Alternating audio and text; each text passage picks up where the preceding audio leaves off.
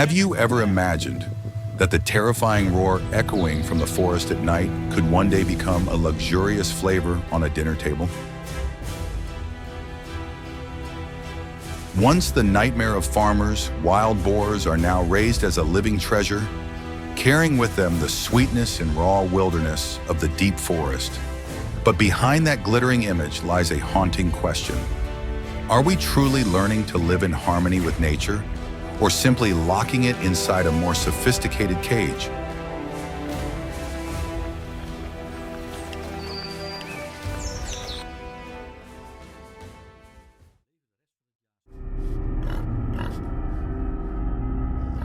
Back in the old days, in the memories of many Asian farmers, nothing was more terrifying than the roar echoing from the edge of the forest at night. It was the call of the wild boar, a beast covered in thick bristles, armed with long, sharp tusks, and weighing more than 150 kilograms.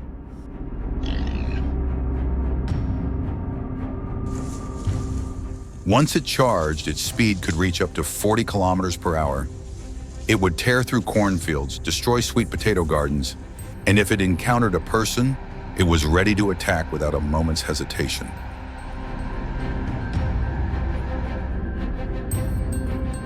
In the eyes of humans, the wild boar was the embodiment of chaos and danger, a creature that could never be controlled, never tamed. But times have changed. What was once a source of fear has now turned into an opportunity. In China, special farms have begun to emerge.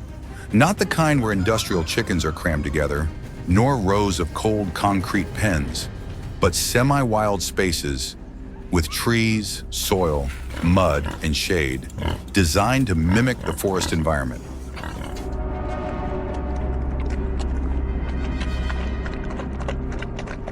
There, wild boars are raised, yet their primal instincts remain intact. They dig into the ground to search for roots.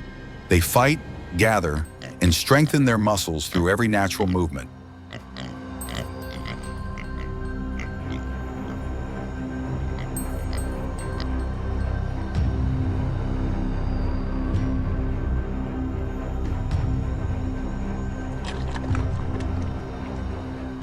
The result? A cleaner source of meat, with less medication, fewer antibiotics, richer nutrition, and most importantly, a taste that carries the essence of nature. This is not domestication. This is coexistence. Humans provide direction, while the animal continues to live true to its primal instincts. However, raising wild boars has never been an easy task. By the 7th or 8th month, they begin to change. Males grow sharp tusks, their muscles bulge, their eyes turn wary, sometimes even aggressive. Hormones surge and survival instincts awaken. They challenge each other in fierce clashes. They test the fences, push against humans, and at times even charge straight at the very person who raised them since birth. Females become extremely protective, ready to risk their lives to defend their young.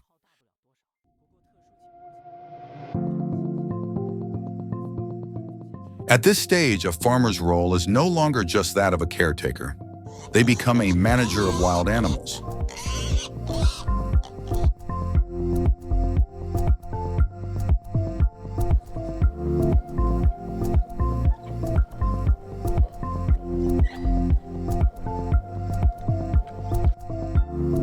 Feeding schedules must be adjusted to prevent conflicts. The dominant males, weighing over 150, sometimes even 300 kilograms, have to be separated.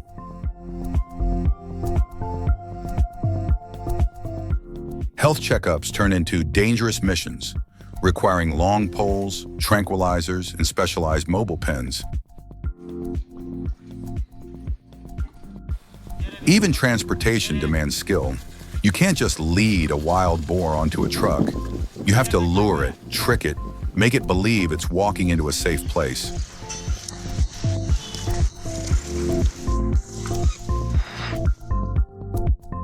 And when a wild boar manages to escape, it's not just about economic loss. It could turn into a real disaster.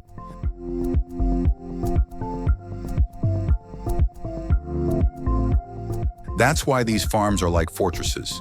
Double-layered fences, sometimes electrified, watchtowers overseeing the entire area.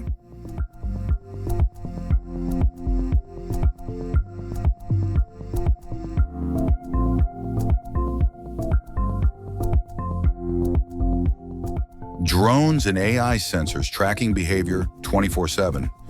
Because with just one mistake, this beast of the deep forest will remind humans that it was never a tame barnyard pig.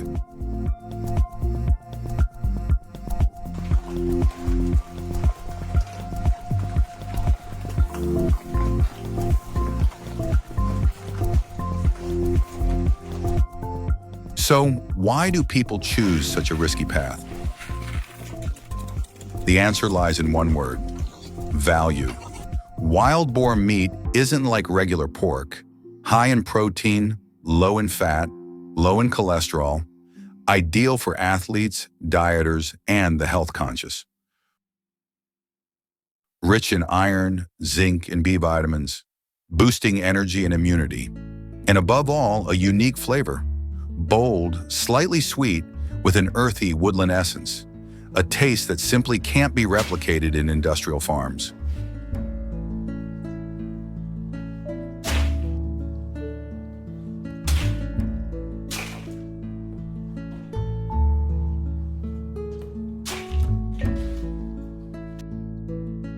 In upscale restaurants across China, wild boar is crafted into countless dishes, from traditional hot pot stews to modern fusion creations.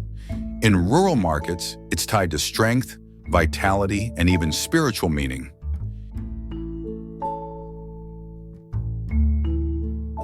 In traditional medicine, wild boar meat is believed to carry powerful yang energy, helping restore vigor and stamina.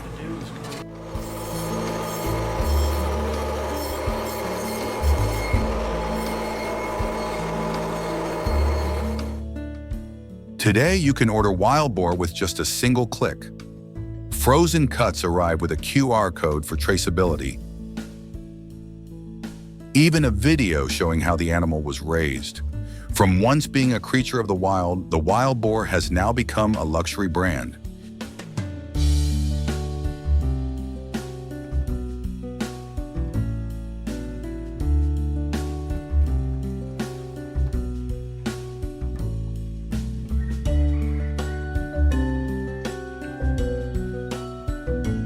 Wild boar meat is becoming a luxury item on the dining tables of the elite. The very animals that once spread fear in the darkness are now turned into a brand, tagged, labeled, sealed in cold packaging, and neatly displayed in modern supermarkets. And yet, behind that glittering facade lies a heavy question. Have we truly domesticated the wild boar?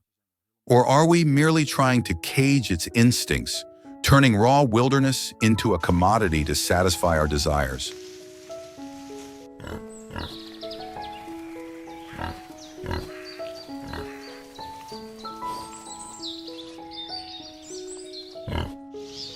Supporters will say, raising instead of hunting helps protect wild populations and lowers the risk of extinction. Semi-wild farming means boars don't have to endure the cramped, brutal conditions of industrial livestock. This model is greener, uses fewer antibiotics, causes less pollution, and could even be a sustainable path for the future.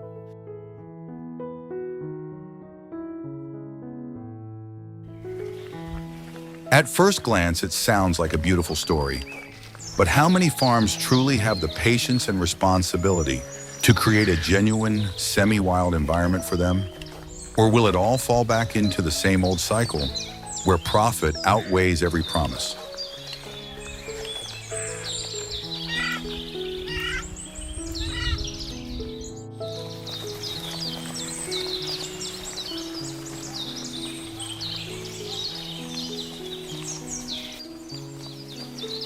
The truth is, Even when raised in a so-called artificial forest, wild boars are never truly free. They are watched by electric fences, by AI cameras, by human hands. They dig, they fight, but every movement is confined within a larger cage. From an ethical standpoint, this is a fragile boundary. Are we truly coexisting with nature, or just finding a newer, more sophisticated way to control it?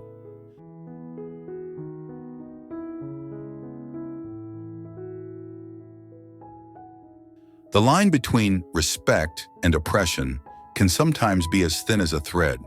And the real question is not for the wild boars, but for us, the ones who believe we're smart enough to decide the fate of another species.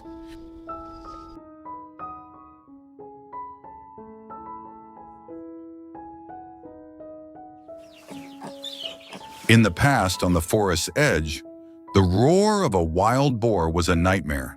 It signaled destroyed crops, farmers facing ruin, or even death.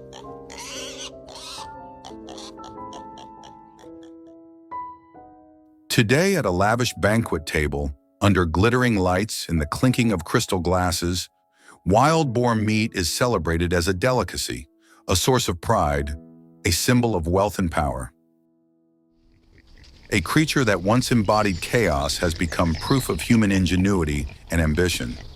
A beast that once spread fear now opens the door to green, sustainable agriculture, at least on paper. But perhaps the truth lies somewhere between those two extremes. A wild boar never truly becomes a domestic pig, and humans have never fully mastered nature. We are only living within a temporary truce, a fragile balance between wild instinct and the need to survive. You may see wild boar meat as a rare delicacy. You may see it as a sin, an exploitation of nature. But whichever side you choose, the question remains.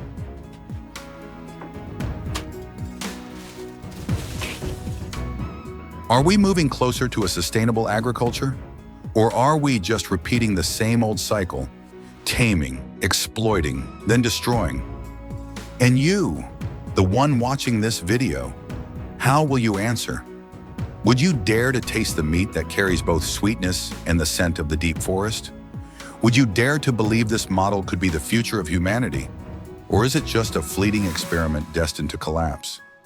Share your thoughts in the comments below. And if you'd like to keep joining me on these unexpected journeys into how humans and nature confront each other, don't forget to like, subscribe, and turn on the notification bell. Because today's story about wild boars isn't just about one species. It's a mirror reflecting how we, as humans, are choosing to treat this world. And perhaps the bigger question isn't, should we farm wild boars? But rather, in our race to conquer nature, are we slowly losing ourselves?